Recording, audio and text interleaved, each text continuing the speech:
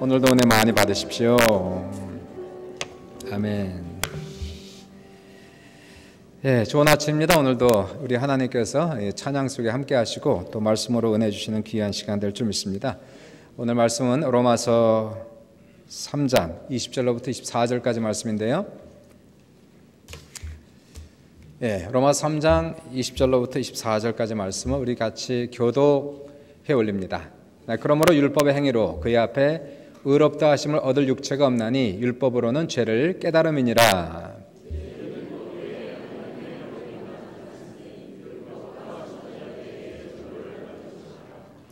곧 예수 그리스도를 믿음으로 말미암아 모든 믿는 자에게 맺히는 하나님의 의인이 차별이 없느니라.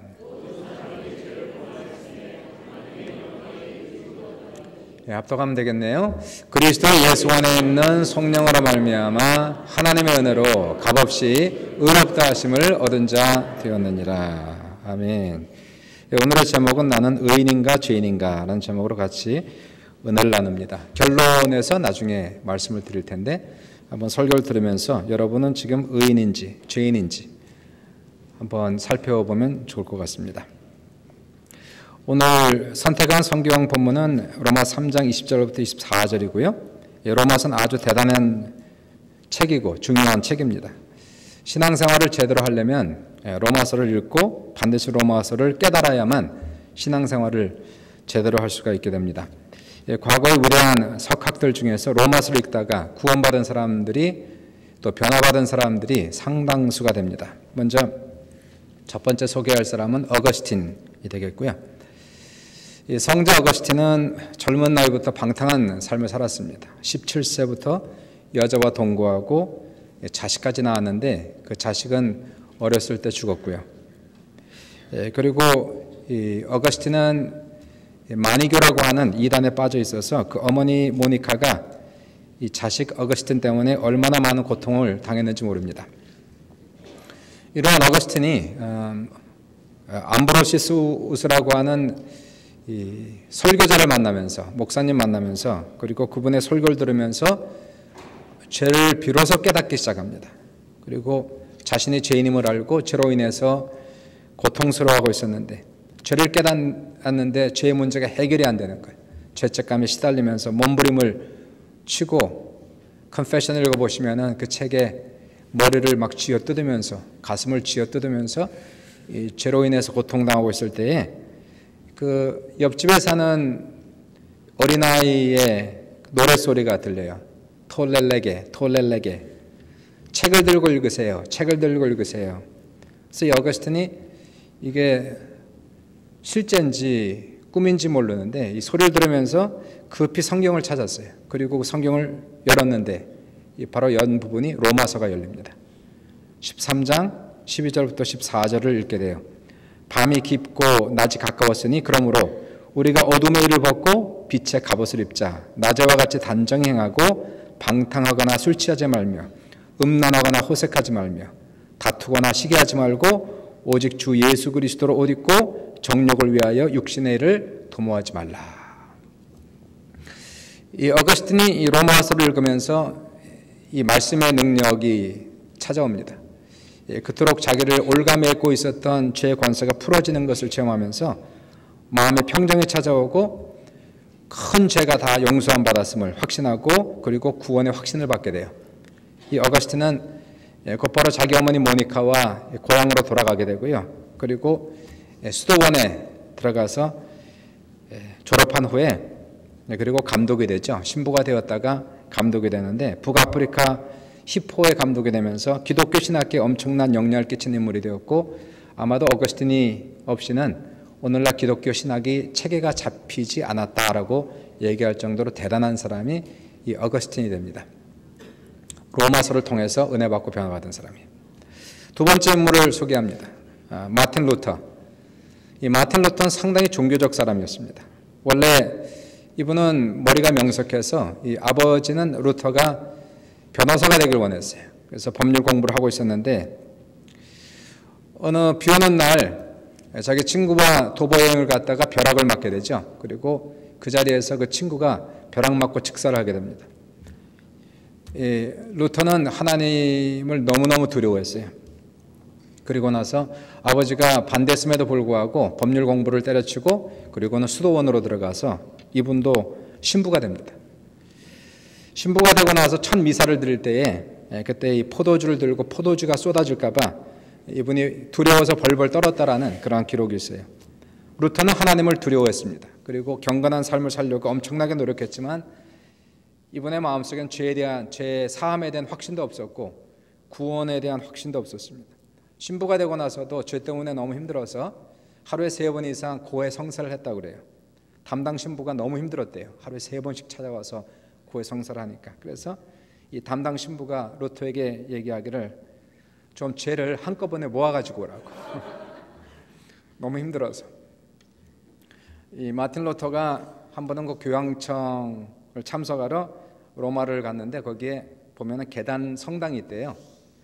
계단 성당은 예수님께서 예루살렘에서 빌라도에게 재판받던 자리에 있었던 계단입니다. 그 계단을 통째로 뜯어가지고 그리고 로마로 가지고 와서 지은 성당이 바로 계단 성당이에요. 그 당시에 이제 그 계단에서 무릎을 꿇고 하나씩 올라가면 28개 계단이거든요.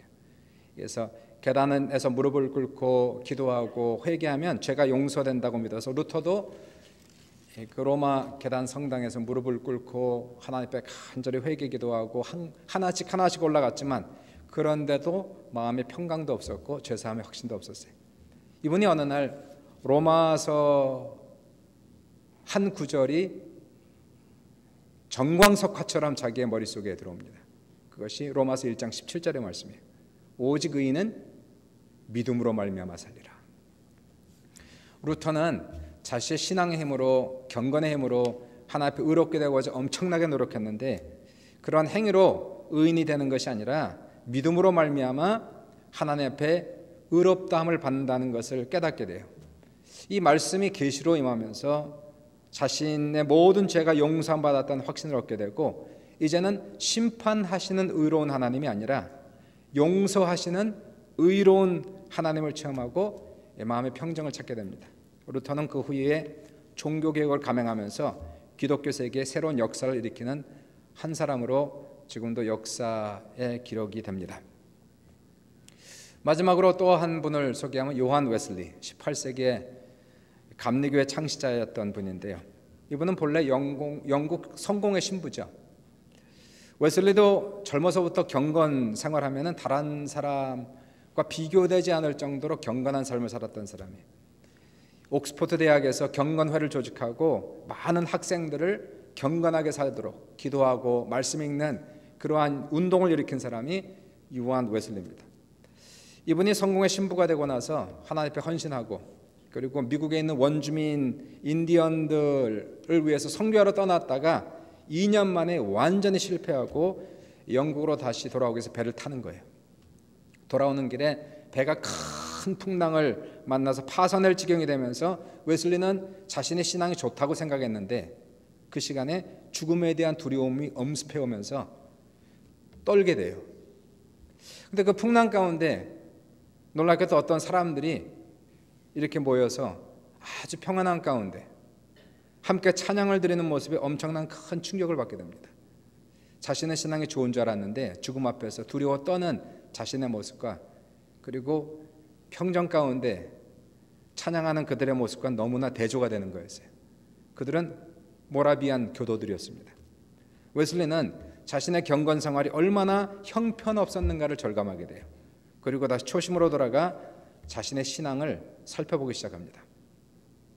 어느 날 웨슬리는 이 마틴 루터가 쓴 로마서 주석 서론을 읽다가 큰 은혜를 받으면서 그분의 간증을 읽어보면 이런 말이 있어요. 그때 로마서 주석 서론을 읽다가 그때 나는 내 마음이 이상하게 뜨거워지는 것을 느꼈다. 나는 내가 그리스도를 신뢰하고 있으며 내 죄를 다 거두어 가시고 나를 죄와 죽음의 법에서 구원하셨다는 확신을 얻었다. 웨슬리는 비로소 거듭나는 체험을 하게 됩니다. 그리고 죄사함의 능력을 체험하게 되고 그는 감리교를 창시하고 그 당시에 영국뿐만이 아니라 미국 전체 엄청난 부흥의 불길을 일으킨 인물이 요한 웨슬리라는 사람이에요. 이 로마서는 왜 이렇게 중요하고 영향력이 있느냐면 이 로마서는 죄의 문제를 다루고 구원의 문제를 다루는 책이에요. 어거스틴, 루터, 웨슬리 세 사람의 공통점은 로마서를 읽다가 영혼의 구원을 체험했다는 거예요. 그래서 우리도 로마서를 읽을 때에, 들을 때에 이 로마서의 내용이 우리의 마음에 계시로 다가오면은 우리가 다루고 있는 죄의 문제가 해결되고 영혼의 구원을 확실하게 체험하게 되는 겁니다. 사랑하는 여러분, 우리가 교회를 다녀도 많은 경우 죄사함에 확신이 없이 다니는 사람 상당수가 됩니다. 거듭남의 확신이 없고 구원의 확신이 없고 천국이 확실치 않은 사람들이 상당수가 되는 거예요. 오늘 본문의 말씀을 듣다가 우리 안에 하나님의 은혜가 임재하시고 이 문제가 확실하게 해결될 수 있는 귀한 시간 될 수 있기를 주님의 이름으로 축원합니다. 첫 번째 하면 죄의 문제를 다루는 거예요. 23절을 보시니까 이렇게 말씀이 시작되죠. 모든 사람이 죄를 범하였음에. 그러니까 성경은 모든 사람이 죄인이다라고 지금 선포를 지금 하고 있는 겁니다. 인류 역사 아담과 하와 이래 모든 인류는 죄인으로 태어나서 죄의 종이 되어 살다가 죄인으로 죽는다는 거예요. 그것이 하나님께서 인생을 향한 선고가 되는 거예요. 로마서 3장 10절과 11절에 이렇게 기록되죠. 의인은 없나니 하나도 없고 깨닫는 자도 없고 하나님을 찾는 자도 없고 다 치우쳐 함께 무익하게 되고 선을 행하는 자는 없나니 하나도 없도다. 하나님 보실 때 한 명도 선한 사람이 없고 한 명도 의인이 없다는 거예요. 하나님 보실 때 모든 인간은 교만하고 모든 사람은 욕심이 가득하고 사람들을 무시하고 자기 자신을 과시하고 자랑하고 세상을 사랑하고 물질을 하나님처럼 섬기며 부모를 공경하지 않고 이웃을 긍휼히 여기지 않으며 사람을 미워하고 시기하고 질투하고 싸우며 생각으로 죄를 범하고 말로 죄를 범하며 사람들을 비난하고 비판하고 조롱하며 하나님 앞에 불순종하고 불의하며 살아가는 것이 바로 우리 인간의 모습이라는 것이에요. 그것이 나의 모습이라는 겁니다. 그리고 나서 연이어서 3장 23절에 말씀하시기를 하나님의 영광에 이르지 못하다니 모든 사람이 죄를 범하였음에 하나님의 영광에 이르지 못했다는 거예요. 이 하나님의 영광이라는 이 말씀은 하나님의 요구하시는 기준을 얘기하는 겁니다. 모든 사람이 죄를 범하여서 하나님이 요구하시는 기준에 미칠 수가 없다는 거예요. 하나님의 인정을 받는 사람은 한 명도 없고 하나님의 칭찬을 받는 사람은 한 명도 없다라고 지금 얘기하는 거예요. 인간 죄인은 하나님 앞에 전부 다 fail. 율법대로 살아도 fail. 양심을 따라 살아도 fail. 도덕적으로 살아도 fail. 최선을 다해 살아도 fail. 우리 인간은 다 거기가 거기라는 거예요. 이 사람은 10점짜리, 이 사람은 15점짜리예요. 이 사람은 20점짜리고. 인간 사이에서는 차이가 있는 것처럼 보이지만 하나님 앞에서는 패스된 사람은 한 명도 없다는 거예요. 90점짜리도 없습니다. 80점짜리도 없습니다. 전부 다 fail.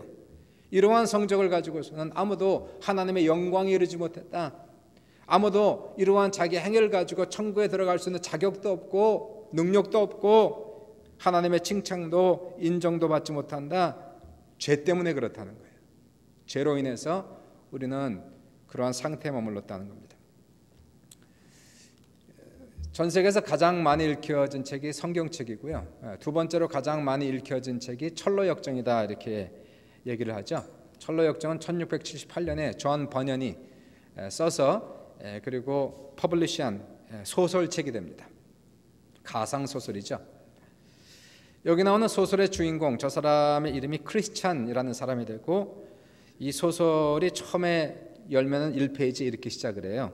이 세상의 광야를 헤매다가 나는 한 곳에 동굴이 있는 것을 우연히 발견하고 그곳에 몸을 놓이고 잠을 잤다. 자면서 나는 한 꿈을 꾸었다. 그러면서 꿈 얘기를 하는 겁니다.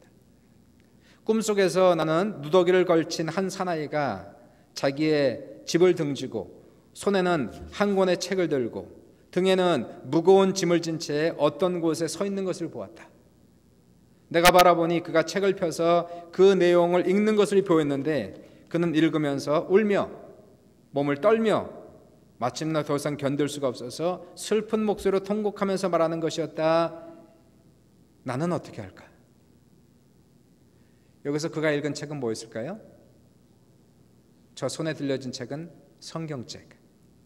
저 사람의 등에 도저히 벗어버릴 수 없는 무거운 짐은 자기의 죄의 짐을 얘기하는 거예요. 그리고 이 사람이 서 있는 바로 그 도시의 이름은 계속 읽어보면 멸망의 도시다, 이렇게 이름을 붙여놨습니다. 크리스찬이란 저 사람은 성경책을 읽으면서 비로소 자기 자신이 죄인임을 깨달은 거예요. 그리고 이 세상이 멸망의 도시인 것을 알게 된 겁니다. 그리고 그는 벗을 수 없는 자기의 죄로 인해서, 그리고 다가오는 하나님의 심판 때문에 울며 떨며 통곡하며 What am I going to do? 나는 어떻게 할까? 이 크리스찬 이 사람은 책 한 권과 무거운 짐을 진 채 멸망의 도시를 떠나 천국을 향해서 걸어가게 돼요. 그리고 크리스찬은 길을 가다가 여러 사람을 만나는데 그 중에 한 사람이 속세현자라는 사람을 만나요. 세상적으로 현명한 사람, 세상적으로 지혜로운 사람을 만나는데, 이 속세현자가 이 크리스찬 사람에게 얘기하기를 당신의 죄의 짐을 벗어버리려면 저 동네에 사는 율법이라는 사람을 만나야 됩니다. 그래서 이 크리스찬은 자기의 죄의 짐을 벗어버리기 위해서 저 언덕 너머에 있는 저 도시에 사는 율법을 만나기 위해서 그 언덕을 올라가는 거예요. 언덕이 낮아 보이는데 이상하게도 그 언덕이요, 올라가도 끝이 나지 않는 언덕이에요. 올라가면 올라갈수록 언덕이 점점 높아집니다. 그리고 올라가면 올라갈수록 자기의 죄짐이 점점 무거워지는 것을 느끼는 거예요. 나중에 크리스찬은 그 언덕을 올라가다가 언덕이 너무 높아져서 언덕이 무너지고 불타 죽을 것 같은 공포에 시달리다가 거기에서 전도자라는 사람을 만나요. 전도자는 말하기를 당신의 죄짐을 벗어버리는 유일한 길은 바로 저기 있는 십자가가 서 있는 좁은 문으로 가셔야 됩니다. 크리스찬은 전도자의 말씀을 듣고 저기 있는 십자가가 서 있는 좁은 문으로 가고 그 한 언덕에서 십자가를 만나는 거예요. 그리고 책은 써있기를 피를 흘리며 나무에 달린 예수를 보자마자 나의 등에서 짐이 풀려 저절로 굴러떨어져 무덤 속으로 들어가는 것을 보았다. 이렇게 무덤 속으로 저 죄짐이 저절로 풀려서 떨어지며 무덤으로 떨어지는 것을 봐요. 그리고 저 십자가 앞에서 세 천사가 나타나더니 바로 크리스찬의 또 누더기 옷을 벗겨주고 아름다운 옷을 입혀주고요, 그 이마에 표시를 하죠. 너는 하나님의 자녀다. 그리고는 두루마기 책을 주면서 그리고 좁은 문으로 들어가며 신앙의 여정을 하는 책이 철로 역정이라는 책입니다. 성경에서 죄의 문제를 확실하게 얘기해주고 구원의 문제를 확실하게 얘기해주는 거예요. 첫 번째 죄의 문제를 다뤘고 로마서는 두 번째로 구원의 문제를 다루게 됩니다. 인간은 다 죄인이고 죄인에게 필요한 것은 돈이 필요한 게 아니에요. 가난한 사람에게 필요한 게 돈이지 죄인에게 필요한 것은, 죄의 문제를 해결하는 것은 돈도 아니고 명예도 아니고요. 죄인에게 필요한 것은 구원이 필요한 거예요. 그리고 구원은 율법이나 도덕이나 양심으로는 죄의 문제가 해결이 안 된다고 선포하고 있는 책이 로마서가 됩니다. 오늘 본문 20절을 보시니까 율법의 행위로는 그의 앞에 의롭다함을 얻을 육체가 없나니 율법으로는 죄를 뭐라고요? 깨닫는 거예요. 율법은 우리의 죄를 없애주는 것이 목적이 아니라는 거예요. 율법의 목적은 단지 우리의 죄를 깨닫게 해주는 책이 바로 율법이라는 겁니다. 그러므로 율법은 나쁜 게 아니죠. 율법은 좋은 거예요. 율법이 없이는 자기가 죄인인지도 모르고 산다는 거예요. 양심이 없는 사람은 죄를 범하면서도 양심의 가책을 못 느끼는 거예요. 양심이 있어야 내가 잘못되는 것을 깨닫는 거예요. 양심은 좋은 거예요. 그렇다고 양심대로 산 사람이 없는 거예요. 율법은 좋은 거예요. 율법대로 산 사람이 없는 거예요. 도덕이 좋은 겁니다. 도덕대로 사는 사람은 없다는 것이에요. 율법이 없으면 도덕도 없고 양심도 없으면 그 사람은 마치 자신이 옳고 거룩하고 착하다고 착각하면서 살아간다는데, 하나님의 완전한 율법 마치 거울과 같아서 거울 앞에 서 있으면 자신의 모습이 얼마나 추한지, 내가 얼마나 늙었는지, 나의 얼굴에 얼마나 주름살이 많은지, 내 모습이 어떤지 정확하게 볼 수 있듯이 우리가 완전한 하나님의 율법 앞에 서 있으면 자신의 죄가 극렬하게 드러나고 있다는 거예요. 율법의 목적은 죄를 없애주는 게 아닙니다.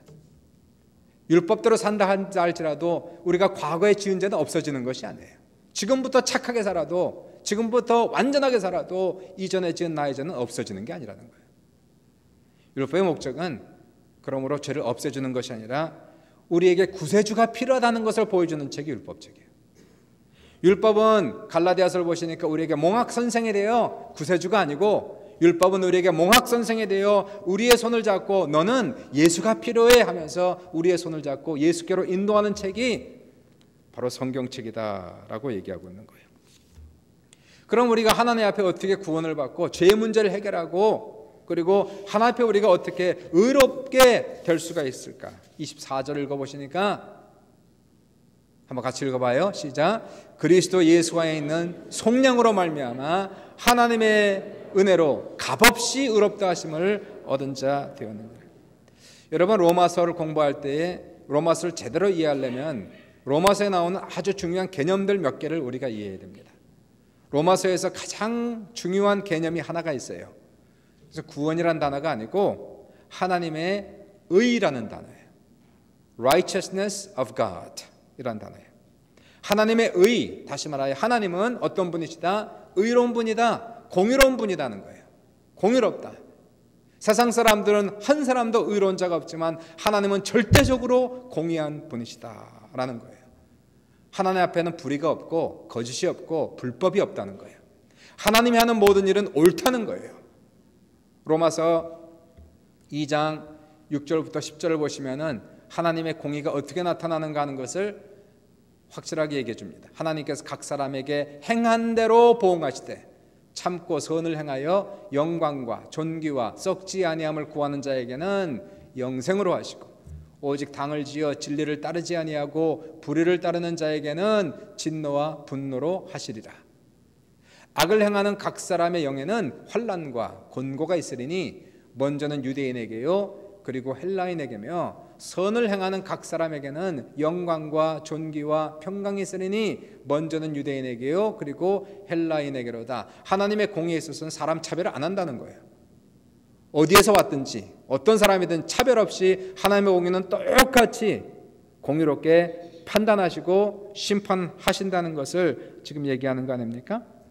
하나님은 절대적으로 공의로운 분이기 때문에 그가 하는 모든 일은 우리가 의지할 수가 있는 거예요. 그러므로 하나님은 우리를 사랑하신다고 우리를 무조건 용서할 수 있는 분이 아니라는 겁니다. 판사가 죄인들을 심판할 때에 죄인이 불쌍하다고, 죄인이 너무 가난하고 어렵다고 아무 이유 없이 용서해 주는 건 헌법적으로 안 된다는 거예요. 법에 위반된다는 거예요.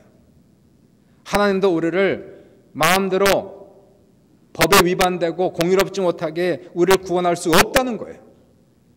하나님이 하시는 일은 100% 공의로워야 되는데, 우리를 용서하시는 것도 공의롭게 용서하셔야 되고, 우리를 구원하시는 것도 합법적으로 구원하셔야 된다는 거예요. 합법적으로 구원하시고 합법적으로 용서를 하셔야 되는 거예요. 그러면 하나님께서 이 죄인들을, 죽을 수밖에 없는 이 죄인들을 어떻게 합법적으로 공의롭게 우리를 용서하시고 어떻게 우리를 구원하시느냐 하는 말씀이 24절에 나오지 않습니까? 다시 돌아가시면 24절 보시니까 첫 번째, 그리스도 예수 안에 있는 속량으로 말미암아 하나님의 은혜로 값없이 의롭다 하심을 얻었대요. 무엇으로 말미암아? 그리스도 예수 안에 있는 속량으로 됐다는 거예요. 속량. 속량이라는 단어가 좀 어렵지만은 속량은 영어로 ransom 또는 redemption 이렇게 나가요. 대가를 지불해서 재산이나 동물이나 노예를 되찾고 해방시켜줄 때에 속량했다, 속량되었다 이렇게 얘기하고 있는 거예요. 원래 그러니까 이 단어는 transaction입니다. 돈 주고 팔고 사는 상업적 용어가 속량, ransom, redemption이라는 단어를 쓰고 있는 거예요. 하나님께서 우리의 영혼을 구원하기 위하여, 죄사함 주시기 위하여 대가를 지불해야 된단 말이에요.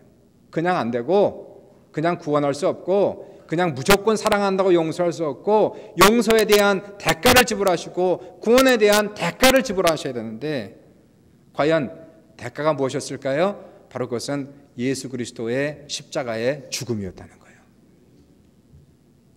하나님께서 우리를 사랑하지만 그냥 구원할 수 없어서 합법적으로 구원하시고 공의롭게 우리를 용서하시기 위하여 대가를 지불하셔야 되는데, 바로 이 세상에 양을 죽인 것이 아니고 소를 죽인 것이 아니고 어떤 한 사람을 잡아서 죽인 것이 아니라 하나님의 아들 예수 그리스도, 죄가 없는 예수 그리스도께서 이 세상에 내려오셔서 우리의 죄에 대한 모든 형벌을 대신 받음으로 말미암아 대가를 지불하셨기 때문에 이제 우리의 영혼을 사셨다는 것이에요. 용서할 수 있는 합법적 근거가 생겼다는 것이에요. 구원할 수 있는 공의로운 이유가 생겼다는 것이에요. 그러므로 이제는 하나님께서 우리를 용서하셔도, 우리를 구원하셔도 합법적으로 용서하시며 합법적으로 우리를 구원하고 계시다는 사실을 믿으셔야 되는 겁니다. 우리 인생이 마치 괜찮은 사람은 20불짜리 인생이고 안 괜찮은 사람은 10불짜리 인생이다 한번 생각을 해보세요. 우리 인생이 만약에 20불짜리 인생인데 우리 인생이 죄로 인해서 망가지고 구겨진 거예요. 찢어진 거예요. 이 인생이 다 망가지고 죄로 인해서 다 망가져서 이젠 20불짜리 인생이 아니라 10불짜리 인생이 아니라 1전짜리 인생이 된 거예요. 아무런 쓸모없는, 가치가 없는, 길거리에 굴러다니는 그런 아무런 쓸모가 없는 이런 1전짜리 인생, 이러한 인생을 하나님께서 불쌍히 여기셔서 이 인생의 죄를 용서하시고 그리고 구원하시고 바로 이 구겨진 인생, 망가진 인생, 죽을 수밖에 없는 인생을 회복시키기 위하여 우리 하나님께서 대가를 지불하셨다는 거예요. 예수 그리스도의 보혈의 피, 1전짜리 인생을 만불 주고 사셨다는 것이죠. 그러므로 이제 하나님께서 우리를 구원하시는 것은 근거가 있는 겁니다. 합법적으로 하시는 거예요. 무조건 사랑해서가 아니고 무조건 불쌍해서가 아니고 이제는 용서해도 하나님은 여전히 공의로우신 하나님, 죄사함을 주셔도 여전히 공의로우신 하나님으로 선포될 수가 있다는 것을 성경은 얘기하고 있는 것이고요. 두 번째 보시면 24절에 다시 돌아가면은 그리스도 예수 안에 있는 성령으로 말미암아 되었고요, 하나님의 은혜로 값없이 되었다라고 얘기하고 있어요. 은혜란 값없이 똑같은 말입니다. 은혜가 값없이 되는 거, 쉽게 얘기하면은 free, 공짜라고 지금 얘기하고 있는 거예요. 모든 종교는 행위를 강조합니다. do's and don'ts, 하라 하지 말라, 전부 다 율법적으로 얘기하고 있는 거예요. 그러므로 우리가 죄사함 받기 위해서 뭐를 해야 돼요? 천국 가기 위해서 뭐를 해야 돼요? 그러나 십자가의 도는 do's and don'ts가 아니에요. 하나 하지 말라가 아니라 done, it is done, 끝났다는 거예요. 예수님께서 십자가에서 외치신 칠성 중에서 테텔레스타이, it is done, it is finished, 내가 다 이루었다라고 말씀한 것은 바로 그 십자가의 사역으로 말미암아 인간에게 가장 필요한 죄사함, 가장 필요한 구원의 일들을 주님께서 혼자서 전부 다 완성시키셨다는 것이, 그분의 십자가의 죽으심으로 하나님께서 요구하는 공의를 만족시키시고 율법을 완성시키셨다는 것을 성경은 얘기하는 것이에요. 아무도 할 수 없었기 때문에 주님께서 우리 인류를 대표해서, 여러분과 저를 대표해서 대신 모든 죄값을 지불하시고 혼자서 구원을 완성시키시고 혼자서 용서의 조건을 만족시키셨다라고 얘기하는 것이. 그러므로 십자가의 행위면 충분합니다. 십자가 행위로 충분한 거예요. 예수님께서 십자가에 사신 것은 하나님께서 요구하시는 것 이상으로 해주셨기 때문에 우리가 거기다 뭐를 더한다는 것은 오히려 주님을 욕되게 하는 것이라는 것이. 우리가 할 일은 무엇입니까? 그러면 주님께서 은혜로 값없이 의롭다 하심을 얻었다라고 얘기하고 있어요. 우리가 스스로 의롭게 된 것이 아니고 의롭게 산 것이 아니고 하나님께서 우리를 의롭다 불러주셨다는 것이에요. 왜냐하면 하나님의 은혜로 값없이 우리의 죄를 다 가져가셨기 때문에, 우리가 깨끗하게 살아서 죄가 없어진 것이 아니라 예수님께서 우리의 죄를 위해 십자가에 돌아가심으로 우리가 예수를 믿었더니, 예수님을 의지했더니 그 믿음으로 인하여서 하나님께서 모든 죄를 다 가져가시고 없애주시고 우리를 거저 의롭다라고 치게 해주셨다는 것이에요.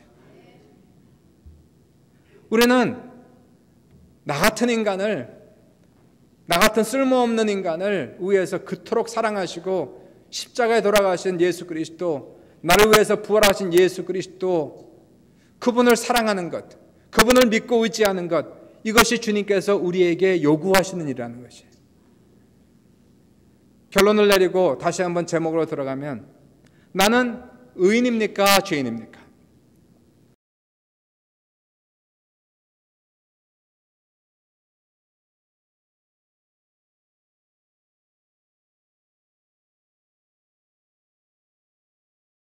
한 사람도 스스로 구원할 수 없으며 한 사람도 죄 없다 얘기할 수 없어서 예수를 떠나서는, 예수를 믿지 않으면, 예수를 의지하지 않으면 모든 사람은 다 하나님께서 죄인이라고 얘기하는 거예요.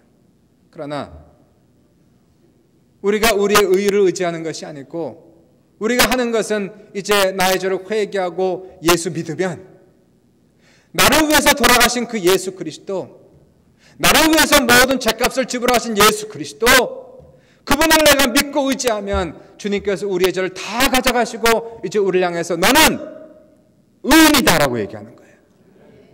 사랑하는 여러분, 우리가 필요한 것은 다른 것이 아니에요.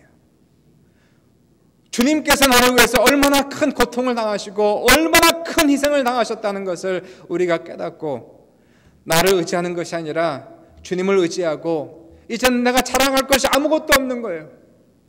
주님만 자랑할 거예요.